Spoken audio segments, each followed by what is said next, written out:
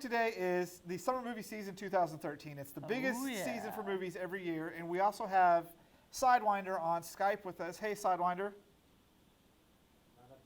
Apparently he's not ready yet. Okay, so we're going to talk about... Hello? I'm here. Okay. We're going to talk about the movies we're looking forward to and why, and probably some that we don't understand why they're coming out. Hello? So going pretty much in order. Huh? Sidewinder, can you hear us? Yes, I heard you just fine. I think Pyro messed something up in the communications again. All right, so we're going to kick this off with... Iron Man 3, just going in order of when they're coming out. And I gotta say, any excuse to have Robert Downey Jr. in not that much is a good excuse for me. Can I get some more testosterone up here? Like, can we replace some of these overly females? Oh, because, you know, it wasn't like it wasn't all a sausage fest before we came around. Right? What are we, the only 2 chicks out of, what, a crew of 8? Over there.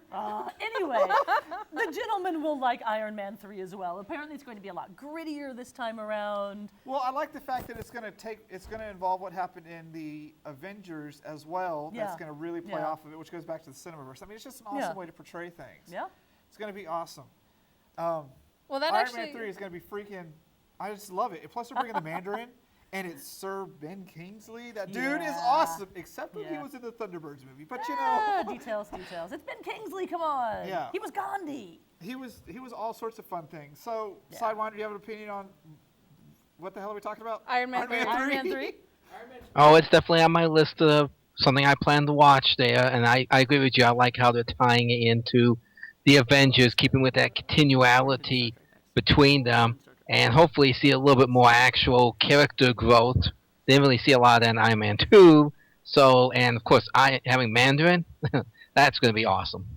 So the next one that I'm super excited about, and how can you not? Star Trek Into Darkness, babies. Now, we went to go see The Hobbit and IMAX so we could see the 9-minute preview. Oh, God. Man, it was awesome. You know you were probably doing it too. Oh, it was awesome. Yes. And it was a great setup for a movie. And... you know, I'm excited. And that's great. It's great to have people be excited by Star Trek again, because it's been off the air for so long. It's one of those franchises that people are treating as like, I liked Next Generation when I was 2, whatever. You know? I just love the fact that Cumberbatch is going to be the bad guy. Can I get some guys up in here so we're not so... No, but he did such a great job as Sherlock, and Sherlock hasn't been on in, what, 2 years? I'm jonesing for some Cumberbatch. I am not... Okay, yeah, really he's an interesting looking guy, and I think he can pull off evil pretty well. Yes. But really what I'm looking forward to is more of the same character interactions, more of the action. As much as people want to make fun of J.J. Abrams, man can make an action movie. He can make really good movies. And that's what Star Trek needs. It needs to get like that spirit and that action back in it. And I am just so psyched. I cannot wait. This is like, I will be dressed up again for that particular movie. I might steal some things. I'm not saying that I happen to have a giant ARF that's 4 feet tall from the first Star Trek movie at home. No. But, you know, maybe I need to fill in the rest of the sentence. Chris Rachel brings up this interesting point because Star Trek got that really I should steal more bland. Things? Yes, being a klepto. Got really bland, and the reboot made it interesting. Yes. It made it vital. It made it relevant again. It was awesome, and we loved it. And, you know, I had to admit that I had a Star Trek movie, but no Star Wars movies in my collection when I bought it, you know? And it just said something right there. And I'm really excited for the sequel simply because he's going to go make Star Wars now. Sorry, guys. I know. That actually kind of makes me a little bit excited for it, just because they are trying to mesh the 2 franchises so that finally maybe we might stop having this debacle of which one's better. Is there too much J.J. Abrams? I want more Joss Whedon. I like the fact that Shatner actually came out and was like, you're hogging it all. Come on. You got to share a little bit of the science fiction love with the rest of the directors out there. Well, speaking of science fiction, there's another one on your list. What's the next one? Well, actually, you wanted to jump ahead.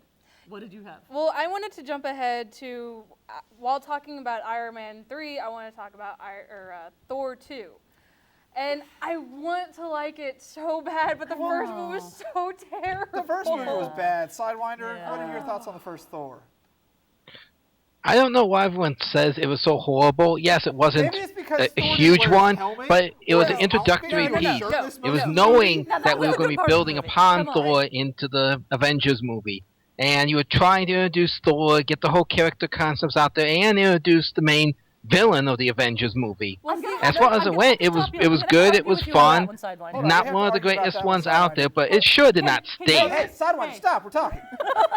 Oh, you talk enough. You talk a little too much. No, but okay, let me say this one first. No. The reason why Thor was so terrible was because of the screenwriting. Everything else was phenomenal, but the writing sucked. I didn't feel like it was a Thor story. No. Yeah. And the point that I want to counter with Sidewinder there, where he was saying, well, it's the intro movie, this is where you're being introduced to the character. So was Iron Man 1, and that was a fantastic movie. So were the Iron Man's a better character than Thor. Which was also really, really good. Saying that, oh, this is how we're introducing the character is not a good excuse for a bad movie. It's true. And it's your turn to talk, sorry. Skype makes it interesting with trying to get these things going. All right, so Thor 2, we don't have any hopes for that, we're hoping. Well, did you actually hear who the bad guy is, speaking of Doctor Who? Who? The Ninth Doctor? Oh, so it's going to be Christopher Eccleston? That'll get some fans in, but I don't know if It's going to be the bad guy. Yeah. Okay, so I'm going to kind of go with that. So we're going to move on to After Earth. I'm excited by this. I am, but isn't it Shyamalan doing it? Yes. Okay, yes. He is totally hit and miss, and I blame the Sixth Sense factor on it because you can never top that. And he's stuck in that rut, and he has made some good movies, but honestly, he screwed it with Avatar: The Last Airbender. Oh, God. He screwed it with The Happening. The wind is evil. I think that because this one, the premise is not supposed to be, I've got a gimmick. And because his first two gimmick movies were actually quite good, but then he was stuck in gimmick mode. This one, it's not supposed to be a gimmick. It's supposed to be like a father-son bonding movie with Will Smith and Jaden Smith. I like the fact that we're actually going to see a science fiction epic movie with black main characters as a family. That's different. That's going to be a good thing. What you talking about? Lando Calrissian counts. So that's going to be a good thing. And if anybody could pull it off, it's definitely going to be Will Smith, who's kind of like every white person's introduction. Like, oh, wait, black people are human too when it comes to science fiction. Sidewinder, have you heard about After Earth? Just what I read as upcoming movies there. It has possibilities, but that's as much as I'll give it. It's got possibilities. It sounds like it could be good, but it could also completely stink. I have to see it in the theaters to see. I'm afraid it's going to completely stink. I just don't really like Will Smith too terribly much. I enjoy him. I'm actually kind of curious about how he's going to be with Jaden, since their last movie was Pursuit of Happiness, I think. Yeah. And that was whenever he was like 5, but now he actually knows how to act, I guess. It knows how to act. Small children are its when they're little, and then they grow into human beings. So now he knows how to act. Now he knows how to act. Wow. Way to go, moms. Yeah. It just kind of seems like, with Oblivion coming out as well, it just kind of seems like the... But I think I feel like this one's going to be, it's either going to be really good or really bad. I don't think there's going to be much middle ground. I don't think it's going to be a movie people come out of and go, comparing the two, oh my God, you guys are so insane. I would probably see After Earth before Oblivion because Tom Cruise drives me crazy. So, another superhero movie. Yes. Man of Steel. Now, I am not a Superman fan, despite the fact that I am wearing Superman cape socks. That's just a complete coincidence. Don't show me ankle again. I owe you too much. I'm the only one that shows people ankle here. I like the fact that they're taking it the way they did Batman, and they're making it... See, that's the thing I dislike about it. Yeah, but it has a superhero element because you can't do Superman without superhero element. You can get away with it for Batman, but they have the superhero element in Superman. But they've decided, like, hey, you know what Superman needs? This optimistic thing that we've always brought up as peace, justice, the United Way, whatever. We need to make him grim and depressing. That's what everybody needs out of Superman. No, it's not. That's not what you need from Superman, well, look, really. Superman was basically Captain America. Like, this is what you want out of a superhero. All the previous Superman movies have been happy-go-lucky Superman. It hasn't worked. True. Let's take a different approach and see if it works because people are responding more to the serious, realistic approach to the superhero movies, and I think they're doing it in the New 52. Am I right, Sidewinder? Yeah. They're following up that line of trying to make the superheroes a little bit more realistic and multi-dimensional. And I do see where she comes from because that's like, if you try to make the gritty Steve Rogers, that's not going to work as well for Captain America. For Superman, it depends on how darker they make him. If he goes complete Boy Scout, or it just gets at least a little bit more of a darkness. It's going to be in that degrees as to whether that's going to be good or bad. Well, at least they picked a good guy to play him. He looks like Superman more than the last guy did. So speaking of things where the actor is going to really make or break it, and in this case I mean break it, World War Z, which apparently is going to have as much to do with the actual book World War Z as the same actors Iliad had to do, or Trojan had to do with the Iliad. It made me cry the last time. I think the point of the movie is it's a prequel to the book because the book is what happened afterwards. He's chronologically. It's an awesome book, but are we going to see the things that happened that he talked about in the book? The book was different perspectives of different people and how they survived. So it was the beginning. History. No, I know, but it was the beginning, the middle, and the end. So how is this going to be a prequel if the whole book was beginning, middle, and end? They flat out said that they're not even pretending. Like, hey, Max Brooks, here's a sack of cash. Thank you for your book. We're going to go make a movie that has the same title. Pretty much. Have a Sell nice out. life. Yeah. I'm not going to give him any crap for it. Take your money, Max Brooks. You enjoy that. I have such a bad feeling that it's going to turn more into like 2012 of just different elements, same character, and just be terrible. I think you have to give him credit. I like the way they're approaching the zombies being a horde mentality. I like that. It's going to be a 2-hour Walking Dead episode with less whiny characters. Yeah. Hey, let's slide up here. I'd like less whiny characters. What about you? That's my perception of what it. And I mean, I guess prettier people. Actually, I think that a lot of the cast of Walking Dead are quite pretty, but I mean, whatever. I don't know. I think Sidewinder's grunting at us. Is there a reason why you're grunting up there? I'm not saying anything. I was just waiting for an opening. You have an opening now. What do you want to say? I was really excited about the idea of World War Z at first, but I love the book. But yeah, I'm starting to get hesitant about the movie because it's not feeling like the book. And I'll probably watch it anyway just to see and confirm because I'm not going to necessarily damn the movie without at least seeing it once and, justifying it. So, yeah, we'll see how it goes. There are gossip girls over here, let me tell you. So, next up on the list, giant robots and giant monsters fighting in Pacific Rim. Hell yeah! I cannot wait to see this movie. And it's in 3D. Okay. And she's breaking the table. Well, she breaks the table earlier, so it's just all coming full circle. Anyways, Pacific Rim. Yes. Cannot wait. First, it's Guillermo del Toro. Second, it's kaiju. Yes. And what's not to I've love? gotten to see Kaiju Big Battle live in New York, and so I'm so looking forward to this movie. I'm so jealous of you. I've only seen it on video. Oh my God, so that's fantastic. I also heard that the narrator robot voice in this is the chick from Portal.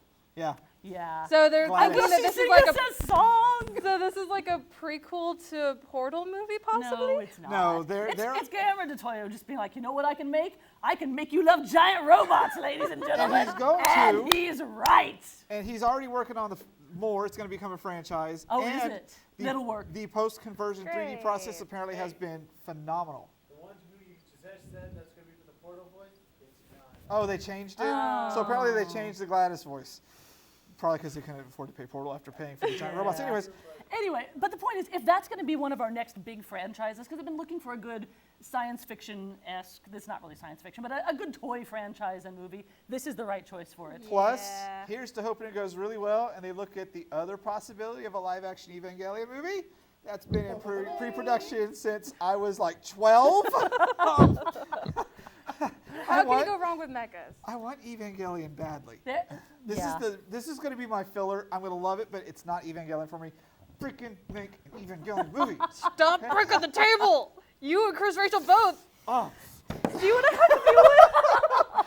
All right. All right, so the next one. Hold on, The next Sidewinder, one. did you have any point for Pacific Rim? I watched the trailer and I was awed, and I'm not even worried if there's not much of a plot. We've got giant robots, giant monsters that look like proper monsters, and if there's not much of a plot to go more than that, I will be happy. So as long as it's Transformers meets Godzilla. Yeah, We're good. I am completely good with Transformers meets Godzilla. You know what else I'm completely good with? The Wolverine. Oh my God, I'm totally with her though. I cannot wait. Yes. Since Wolverine Origins sucks so Sucks. bad. Sucks so bad. Why would you bother? Why would we bother with the new one? Because Yes. it's going to be good. That's what they said about the first one. Look what happened. Yeah, but no. They banked entirely off a character's reputation. No, they did not claim that the first one was going to be good. By the time previews were out there, we were all like, oh my God, just slit my wrist now. This is going to be, we all knew it was going to be terrible. Yeah. With this one, on the other hand, like, oh, so we're going to do the Wolverine goes to Japan plot line Like from it the was actually comic. supposed to be. Yeah. That's all I hear. That's right. He's like, oh, wait, the actual nerds are over there talking? I'm just going to stand over here and not be terribly nerdy and not get excited by a movie full of mutants. Wolverine is not a good character. He's an overrated, overhyped character, and that first movie proved it. And the only reason you're going, and don't even lie, is you're hoping to see Hugh Jackman shirtless. Duh. And? Yeah, no, that's the only reason. You'll be be fine some if that plot. movie, if you could tap your mouse button while he's on the screen. Things. No. Hopefully not blowing up a freaking helicopter again with a motorcycle. So, I don't have hopes. They apparently do. I guess we're going to have to just wait and see. Sidewinder, your thought? It's kind of like Thor. I'll be watching it, Of course. and just hopefully they'll have a better script put together than Wolverine Origins did. They're going to rape it just like they did last time. I'm thinking of it just like Thor 2 of I'm hoping for the best. But Hopefully it won't be terrible. pretty. Yeah. Worst case scenario. All right, what's next? Kick-Ass 2! How? I'm looking forward. How? What do you There's mean, a comic. how? It's a comic continued. They Yeah. made a sequel to the comic series, and they're making it into a movie, and it's going to be awesome. And there's a pyro. It really Go back is. in the production No, booth. I guess one after this one. No, go back in the production booth. No, Just let him. Okay. nobody can hear you. Just walk back here if you're going to say what you're going to say. You can talk into my microphone. Oh, that means talking to her, breastises. Lady Bits. Here, talk into the secret flower. Kick-Ass 2 is going to be amazing, mainly because at the climax of the story can't is going to stop be this staring at your giant chest. all-out battle royale between superheroes and villains in the middle of Central Park. Yeah, there's going to be that too. It's going to be awesome. It is. It's Kick-Ass 2. Period. Done. Good. Go. Yeah. mentioned the villain's name, but it's No. not safe for work. Yeah. Apparently, it's not safe for work. So one that's coming up a little bit sooner than that I'll know when I see it. It's another one that's going to be either really good or really bad. Oz the Great and Powerful. I like James Franco, despite things that I was saying about him earlier.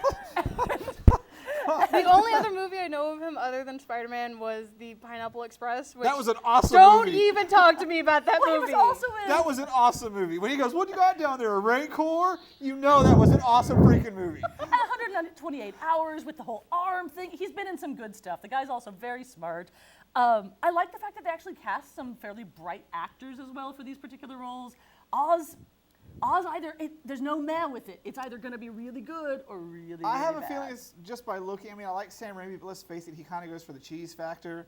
And I have a feeling it's going to rank in that, wow, this is like for my toddler to watch. You think? I think that, because my impression was they're going for like a darker Oz. Have you not with watched the this. full trailers of the goofy talking monkey that's like the comedic sidekick? And, I have a feeling it's going to go to that realm of, I'd rather watch The darkest musical. thing that I saw was whenever the Wicked Witch of the West and the showed fire up. thing in the middle. That Yeah. was about it. That was it. Yeah. Really? I mean, it I- seems like it's just too goofy for its own good. I'm one of these people that actually actively avoids spoilers because I like to go to movies and be surprised.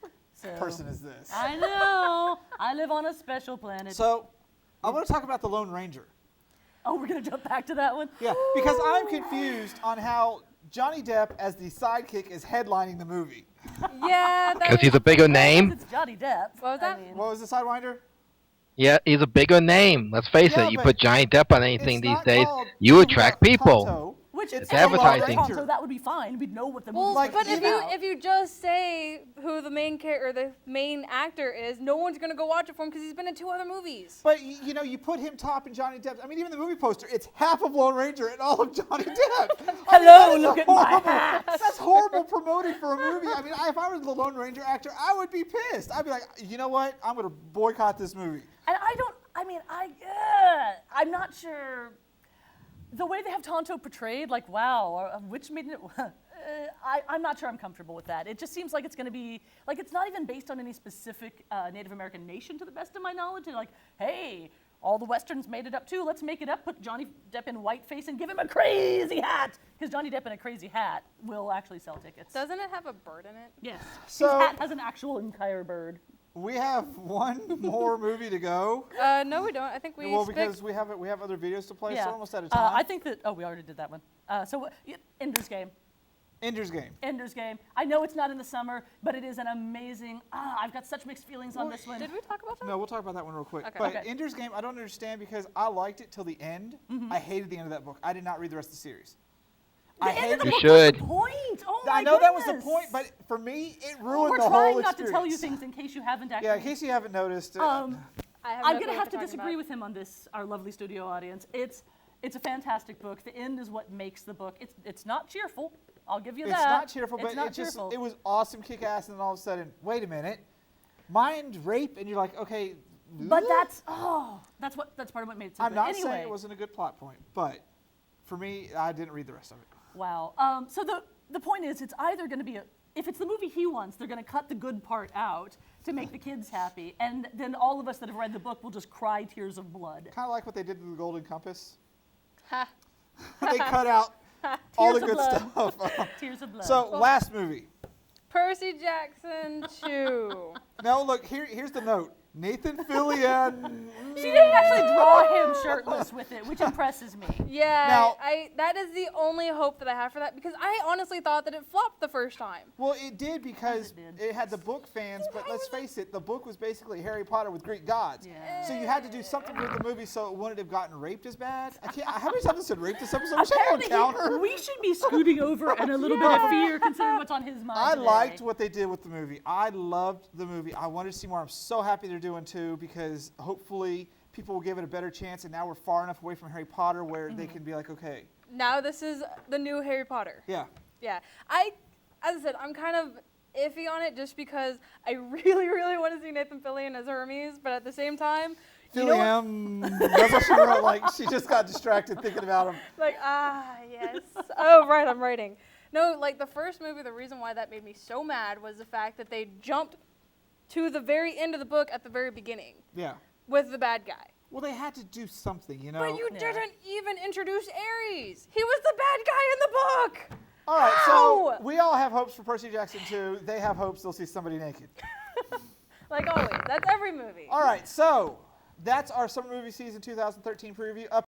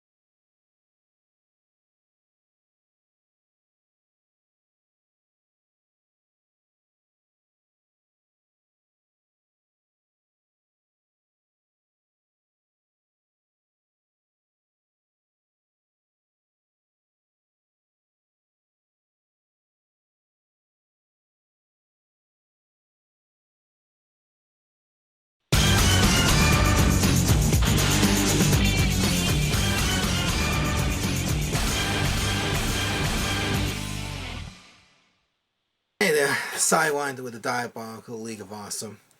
Stone sure picked some lousy times to ask for something, but he, in honor of our disaster month here, or near disaster month here, he wanted a list for me in the top 10 worst disaster movies of all time. I'm here in one of the hideouts of Dr. Box. Box kind of give it away. So I gotta kind of hurry up before the death machines find me. So, round off our top 10 list here. We'll start off with number 10, 2009, 2012, which is kind of confusing. While definitely not a baddish story, the implausible physics adventures or misadventures done in the movie just make it more laughable. Plus, every disaster movie cliche over the last 50 years you can think of went into that movie. But not nearly as bad as number 9, Day After Tomorrow, in which basically a new ice age suddenly descends upon America and makes everyone have to go running south to Mexico, which I guess was an unusual change of events with that one, but definitely, again, very laughable. Number 8, Armageddon. Now, as much as I love most Bruce Willis movies, this one just falls under the it's Michael Bay. What can we say? He does the same fast cut, fast and loose type of filmmaking he did with Transformers when he did Armageddon. It might have been a better film under another hand, but unfortunately it has to fall under the hammer of some of the worst.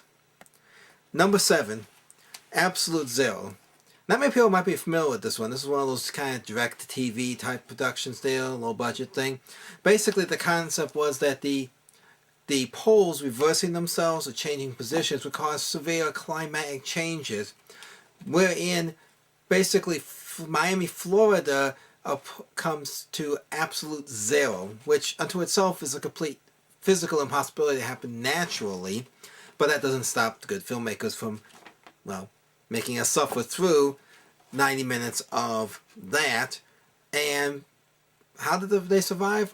They found a special sheltered room that allowed them to survive in the middle of a absolute zero environment. Okay, moving on. Number 6, Terminator 3, The Rise of the Machines. End of the world at the hands of the robot overlords. We've been waiting 2 movies for it to happen. And how does it happen? One of the time-traveling Terminators comes back and basically causes the same disaster that was supposed to happen. And Skynet gains sentience because of a computer virus. If any computer people out there are getting headaches right now, that just means that you are sane. Number 5, Reign of Fire. Real-life dragons take over the world and basically reduce the population down to small pockets of humanity surviving. Really, it could have been an awesome premise. I was rooting for it when it first came out. I was looking forward to it. I mean, dragons, we could have had some of the best looking dragons since Dragon Slayer out there. And instead, the movie just kind of falls into kind of a odd Mad Max Dances with Wolves mix. And the dragons just kind of fell to the backside. You didn't get any cool fight scenes really with the dragons. Just kind of drug along. A disaster, end of the world movie that could have been awesome and again wasn't. Number 4, The Knowing with Nicolas Cage. Many of us are not exactly sure what that movie was supposed to be. It looked like it could have been good, but then this kind of predicting the end of the world and knowing it was coming and not able to stop it. And then the aliens coming, if the aliens hadn't showed up, it might have been passable. It might have lived with it. But the aliens showing up at the end, that was just, what? So that's why Knowing makes number 4. Number 3. Many of us have to admit to having fallen to watching this terribly atrocious movie, Battlefield Earth. And I'm sure many of us can remember John Travolta is an 8-foot-tall alien race that managed to subjugate the Earth some 3,000 years ago, by his time. Now, humanity's just a bunch of primitive humans that barely understand or even acknowledge technology existed anymore. But somehow a small rebellion of humans manages to break out and using millennia-old technology that somehow miraculously still works to somehow try to save the human race. Yes, it is literally as horrible as that sounds. To any nostalgia people who have not seen it, do not waste your time watching this movie again. Number 2, A Sound of Thunder. If you don't know this movie, that's probably a good thing. But I'll tell you about it anyway. The premise is that basically a time-traveling tour is done wherein people can travel back about 65 million years ago to witness the past. If they stay on this path that they're supposed to be staying on, they don't have to worry about anything. That's a safety feature. But apparently one person accidentally steps off the path, and guess what? Yes, they step on the butterfly. And that's where everything goes wrong. The movie gets points for being a different type of end of the world by basically destroying the world as we know it because of someone screwing up the past, and therefore causing the evolution of life as we know it to completely change as the movie progresses, and they have to somehow go back and fix this. From one butterfly dying, and the course of evolution was completely rewritten. Pyro, please tell me you're taking notes right now. So, on to number 1. The number 1 worst disaster movie ever made. Disaster movie. 2008's comedy spoof disaster movie. Was supposed to spoof disaster movies. Managed to really not accomplish that. So it's really bad when you can't even spoof what you're supposed to be spoofing correctly. So it barely touches upon the disaster movie genre into itself and just horribly replays scenes from many other movies and tries to make it into a joke. The only joke really is why would these guys ever give money to make movies? So therein lies our top 10 disaster movies, how the Earth never ended up actually going out, and thankfully, or unthankfully, we are still here. Till next time, this is Sidewinder signing off. So, Lance and I are going to kick the fangirls off to get some testosterone back in the show by reviewing a game, and what could be more manly than killing aliens and Aliens Colonial Marines. Now, I'm pretty sure you've heard about this game. It got massacred the second it got released because everyone was saying it's not Call of Duty. It's ugly, and yes, it was buggy as all get out, but they patched that within the first day. I love this game. I will not lie. I've been playing it with Sidewinder and a bunch of other friends we have online, and we have had nothing but a good time. Am I right, Sidewinder? Well, for the most part, except, well, if you enjoy dying 40 dozen times in a single day, then plenty of fun. Then let's be honest, that was on super ultra badass mode, the most extreme mode you can get in that game, in which all of a sudden the AI can't shoot anything and nobody stops shooting at you through walls. You know, it's designed to be that way, and there's like no ammo, no health, and so if you die, you're going to die really quick. However, it's just a lot of fun, especially if you're an Aliens fan. Now, granted, it's full of fan service towards Alien fanatics, and people were just like, well, that's the only way you can enjoy it, but not so. I've played with people who aren't Aliens fans, and they're like, I don't understand why people are judging this game so harshly. So if you look at all the reviews, the professional reviewers hated it. They said it's ugly, it's dated graphics. Well, let's face it, it's a 10-year-old game. It gets rid of what happened in Alien 3 and 4, which the studios hate Alien 3 and 4, so they went ahead and said, yeah, this will be the official sequel. They say it is too short. Well, what do you want from a game? It can't last forever. Everything that has a beginning has an end. And this game didn't need to be long because it's really all about the multiplayer aspect, which Sidewinder and I have had quite a steep learning curve playing the Aliens, haven't we? Oh, God, yes. Oh, I mean, you think you feel kind of badass, and then you get slaughtered rushing in, and you're trying to figure out, how to walk on the ceilings and getting used to the seeing through walls things. There's a steep learning curve, but it's rewarded when you actually get it figured out. So, yeah, it is a dated game because, like I said, it's been like 10 years, but the story was really, really fun. It fixed a lot of the things that I hated from 3 and 4, and, it takes place, and you going back to LV-426, which that was everyone's complaint, it exploded. Well, things are still going to exist, and we've just had way too much fun with it. And the story plots points that were kind of holes, we didn't care because it played out really, really well. And as you play, you level up your character, and you can upgrade your weapons and your different things you can do. You can open up stats and different things that you can put on your weapon to play with in the game, as well as multiplayer. You level up your Marine there and your alien, and you can change the way they look, the different powers they have, how they play. It's very customizable. Plus, they have a whole slew of DLC coming. You can get a season pass for it. They have new multiplayer modes. I happen to like the escape mode, where we're the Marines and we have to live long enough to get from point A to point B. And it's a never-ending onslaught because once you as a Marine die, you're dead, but the aliens keep respawning. So each multiplayer game you do, you start out as one side and then go to the other side and total up your whole score. You level up, you open up challenges. It's really an involved game, but people have to give it a chance. Don't you agree, Lance? Yeah, this game is for Aliens lovers. If you love the movie, it feels like the movies. It almost feels like you got the facehugger actually killing you when you die by one. Which those little bastards pop out of boxes, and all of a sudden you're trying to hit the X button to stop it, and your teammates can actually shoot them off at you. It's pretty awesome. Of course, they never saved me. They let me die. Thanks. Come on, admit it. It was your lifelong dream to finally get killed by a facehugger. Admit it. No, it wasn't. That's why I let you get killed by that one spitter alien. And there's such a variety of gameplay. Like, there's a whole level where you're in the sewer with they're kind of retarded-looking blind aliens that walk like this. But if they hear you, they run to you and explode.